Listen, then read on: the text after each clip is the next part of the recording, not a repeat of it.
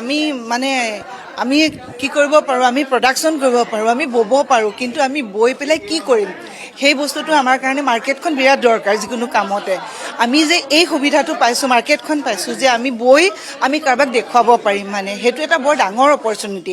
এইটো বস্তু আমি নাপাওঁ। এইটো বস্তু এই কঠিন যিটো আমাৰ বৈ পেলাই আমি বস্তুটো মানুহৰ মাজত উলিয়াই দিব পৰা এই সুবিধাটো বৰ ডাঙৰ কথা।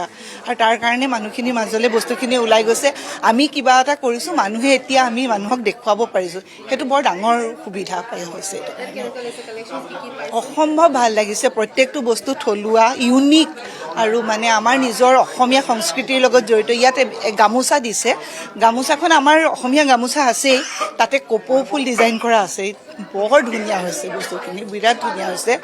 আৰু তাকে সেই শিপিনীসকলে কামখিনি কৰি ঘৰত থোৱা বস্তুটো আজি ঘৰ চলাব পাৰিছে, তেওঁলোকে এটা মানে উপাৰ্জনৰ পথ পাইছে।